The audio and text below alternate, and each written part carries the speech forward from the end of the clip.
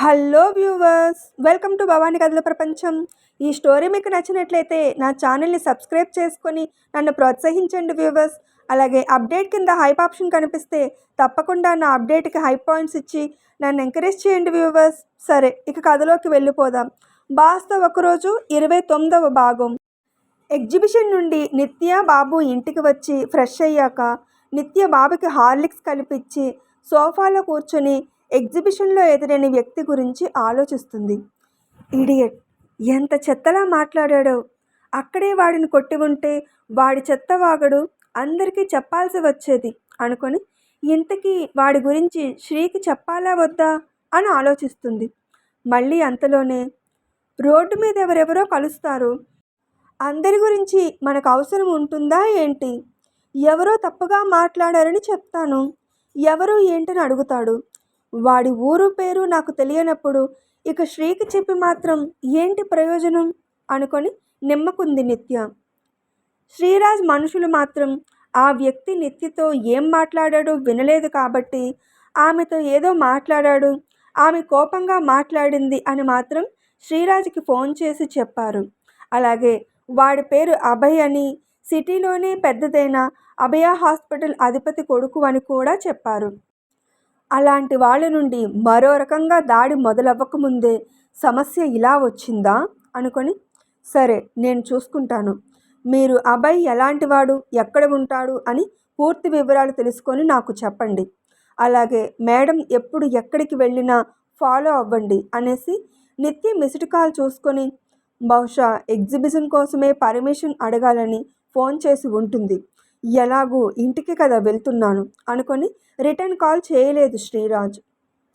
శ్రీరాజ్ ఇంటికి వచ్చాక అతనికి కాఫీ అందిస్తూ ఈరోజు ఏం జరిగిందో తెలుసా అని మొదలుపెట్టింది నిత్య. ఆమె ఏం చెప్తుందో అని ఆసక్తిగా చూస్తుంటే బాబు అమ్మమ్మతో ఎలా ఆడుకున్నాడో అక్కడి అల్లరిని వీడియోలో చూపించి చెప్తూ తెగ మురిసిపోతుంది. ఆమె ఆనందం చూసి అతనికి కూడా సంతోషంగా అనిపించింది. దాంతో ఇంకా అని అడిగాడు. ఇంకా అని దీర్ఘం తీసి, దారిలో ఎగ్జిబిషన్ కనిపిస్తే బాబు వెళ్దాం అన్నాడు. నీకు ఫోన్ చేస్తే నువ్వు తీయలేదు, అందుకే నేనే తీసుకెళ్ళి ఓ అరగంట గడిపాక తీసుకొచ్చేశాను అని చెప్పింది. అంతేనా అని కనుబొమ్మ నెగరేస్తూ అడిగాడు. అంటే ఏంటి నీ ఉద్దేశం అని అనుమానంగా చూసింది. ఏం లేదు, పిల్లాడితో ఒక్కదానివే బయటకు వెళ్తున్నావు కదా, సుందరమ్మ తోడు కూడా లేదు, అందుకే ఏదైనా ఇబ్బంది ఎదురైందేమో అని అడుగుతున్నాను అన్నాడు. ఇబ్బంది అని కాదు, కానీ ఎగ్జిబిషన్ దగ్గర ఒకడు ఎదురే చాలా చెత్తలా మాట్లాడాడు.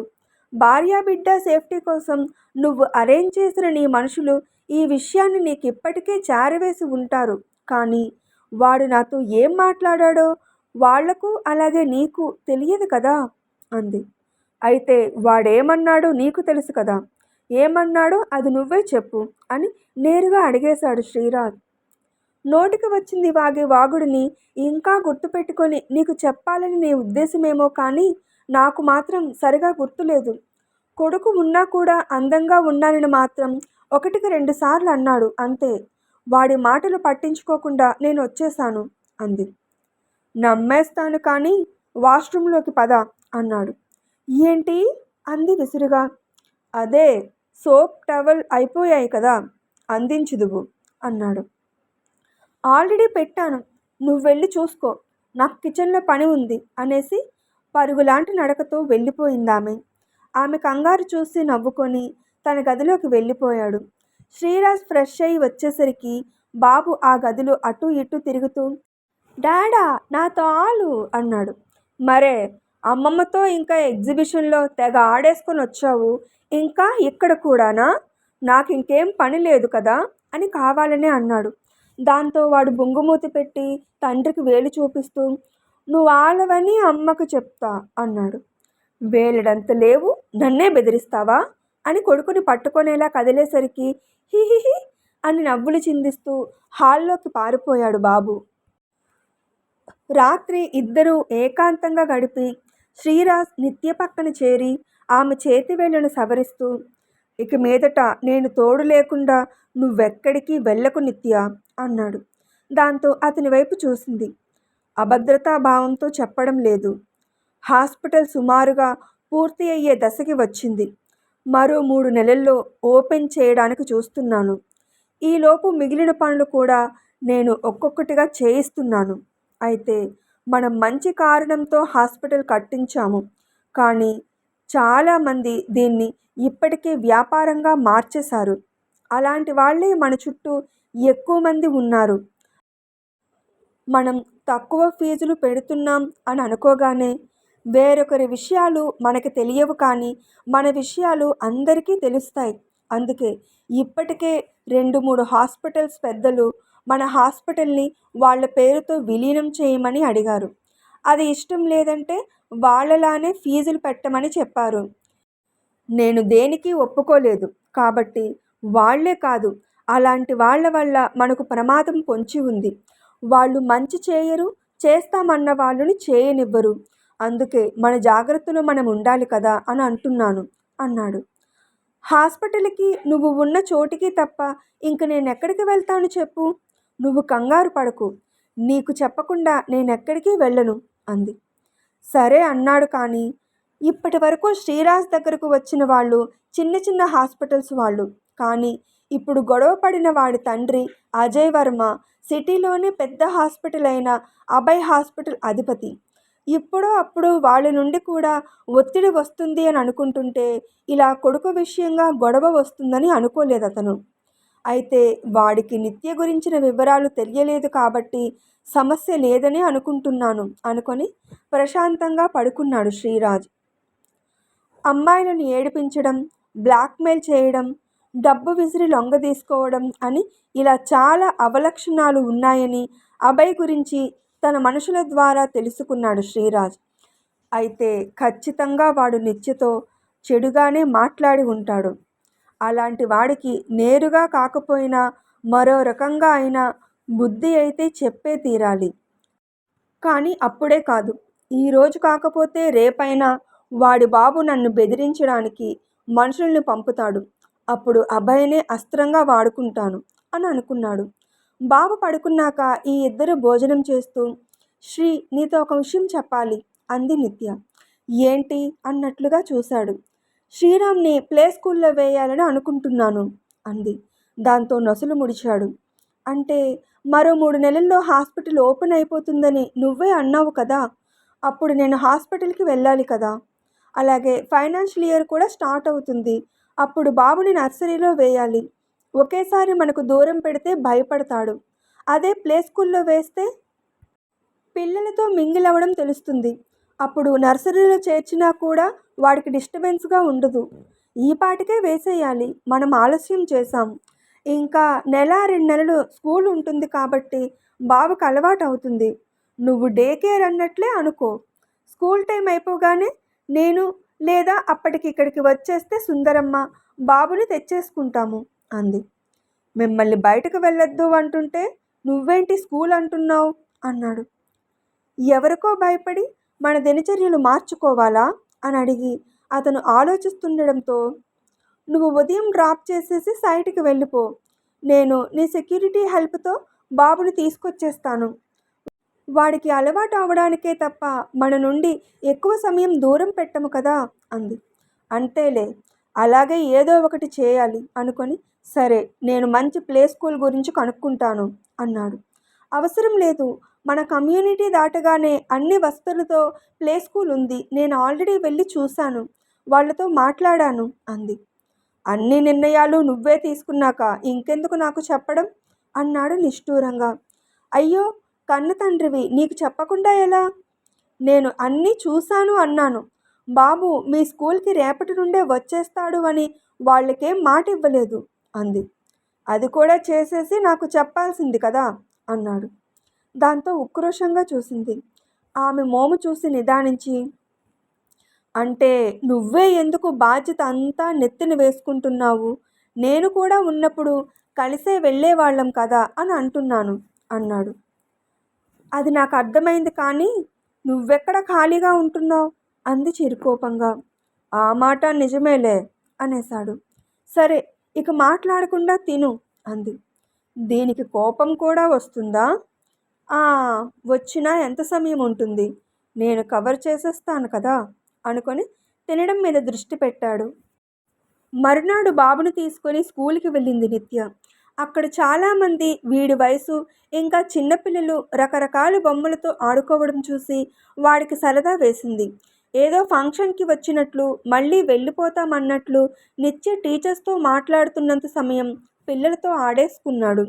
ఇంటికి వెళ్ళాక నిత్య బాబుకి స్నాక్స్ హార్లిక్స్ ఇచ్చి వాడు తింటూ ప్లే స్కూల్లో పిల్లల గురించి ముచ్చట్లు చెప్తుంటే, నీకు ఆ ప్లేస్ నచ్చిందా, అక్కడికి వెళ్తావా అని అడిగింది. వెళ్తాను అన్నట్లుగా తల ఊపాడు. అంటే అమ్మ లేకపోయినా అక్కడే కొంత సమయం ఉండాలి మరి అంది. దాంతో బెంగగా ముఖం పెట్టాడు. వాడి ముఖం చూసి ఆమెకు కూడా బాధేసింది. కానీ వాడి మంచికే కదా అనుకొని, అంటే అమ్మ స్కూల్కి దించి మళ్ళీ అమ్మే ఇంటికి తీసుకొచ్చేస్తుంది అని చెప్పింది. ఏదో ఒకటి అమ్మ అయితే ఉంటుంది కదా అని అప్పటికి సరే అనేశాడు. నీకు సగమే అర్థమైందని తెలుస్తుంది. రేపు నిన్నక్కడ వదిలి వచ్చాక ఎంతలా ఏడుస్తావో ఏంటో అని అనుకుంది. బాబుని రోజుకన్నా త్వరగా లేపి రెడీ చేసి డైనింగ్ దగ్గర కూర్చోబెట్టి టిఫిన్ తినిపించి తండ్రి కొడుకులకు లంచ్ బాక్స్ కట్టింది నిత్య. బాబుని నేను స్కూల్లో డ్రాప్ చేస్తానులే అన్నాడు శ్రీరాజ్. మొదటి రోజు కదా, నేనే తీసుకెళ్తాను. వాడికి కాస్త అలవాటు పడ్డాక అప్పుడు నువ్వు డ్రాప్ చేసేసి వెళ్ళిపోదువు అని చెప్పింది నిత్య.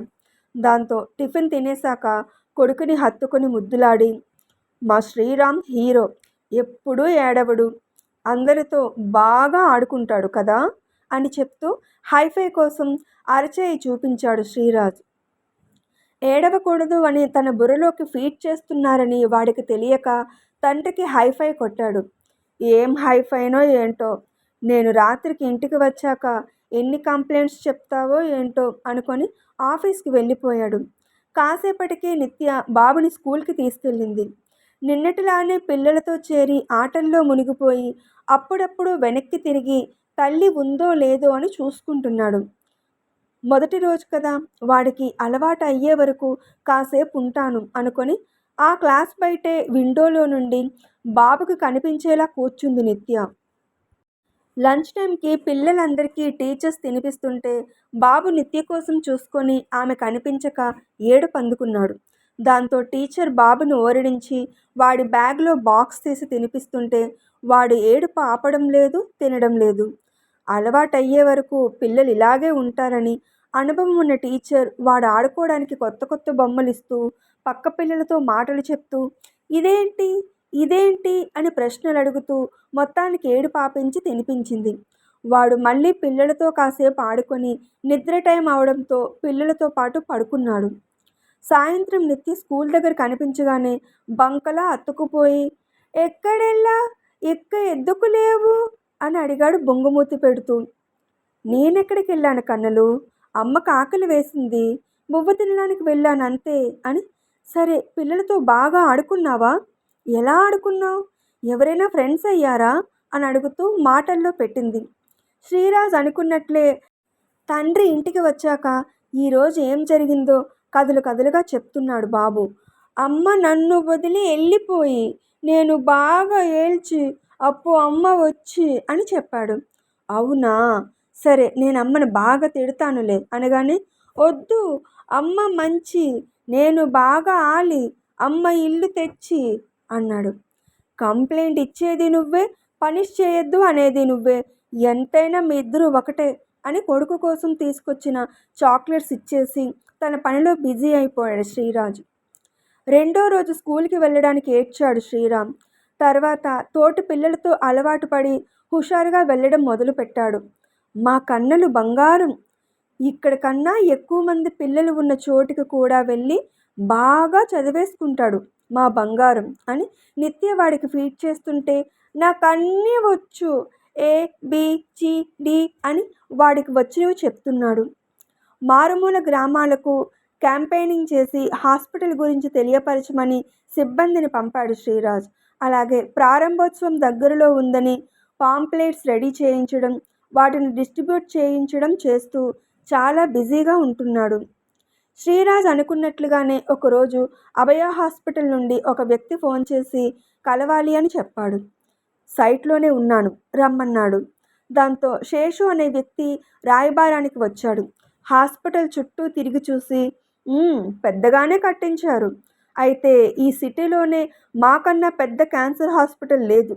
సగం మంది హెల్త్ ఇన్సూరెన్సులు చేయించుకున్నా ఇంకా సగం నిష్పత్తి జనం డబ్బు ఇచ్చి ఆరోగ్యాన్ని కొనుక్కుంటున్నారు.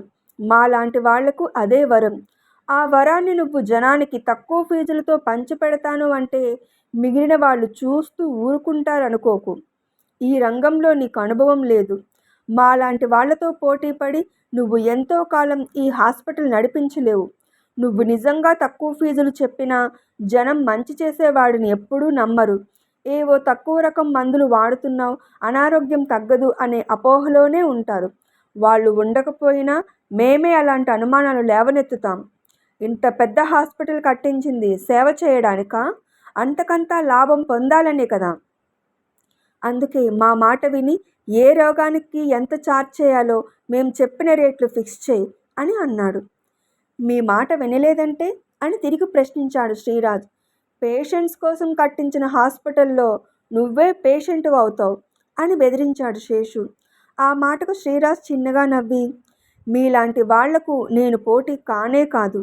నేను ఒక మంచి కారణంతో ఈ పని చేస్తున్నాను. నన్ను అడ్డుకోవాలని అనుకోవద్దు. నా మాటలు కోపాన్ని తెప్పిస్తే మీకు నచ్చింది చేసుకోండి అని చెప్పాడు. దాంతో శ్రీరాజ్ వంక పొగరుగా చూసుకుంటూ వెళ్ళిపోయాడు శేషు. ఈ సందర్భం కోసమే ఎదురు చూస్తున్నాను. ఇప్పుడు తప్పకుండా మీరు నన్ను టార్గెట్ చేస్తారు.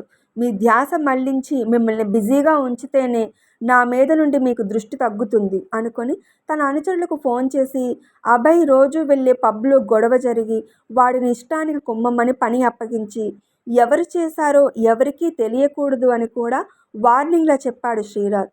సరే సార్ అన్నారు వాళ్ళు. ఇక ఇప్పుడు కొన్ని రోజులు తండ్రి కొడుకులు బిజీగా ఉండాలి అని అనుకున్నాడు. శ్రీరాజ్ చెప్పినట్లే ఆ రాత్రే పబ్బులో పీకల వరకు తాగిన అభయ్ని టోపీ పెట్టుకున్న ఒకడు గుద్దడంతో వాడు మరొకరికి డాష్ ఇచ్చాడు. దాంతో ఎందుకు డాష్ ఇచ్చావు అని చిన్నగా గొడవ మొదలై అది పెరిగి పెద్దదై వాడిని ఇష్టానికి కుమ్మేశారు ముఖాలు కనిపించకుండా టోపీలు పెట్టుకున్న శ్రీరాజ్ మనుషులు. దాంతో వాడు హాస్పిటల్లో పడ్డాడు. శ్రీరాజ్ అన్న మాటలు సంస్థ అధిపతికి చెప్పాడు మధ్యవర్తి. వాడిని ఎలా దారికి తెచ్చుకోవాలో నాకు బాగా తెలుసు. నా అనుభవంలో వీడిలాంటి వాళ్లను ఎంతోమందిని చూశాను. సరే ఏం చేయాలో ఆలోచించి చెప్తాను అని అంటున్నాడు.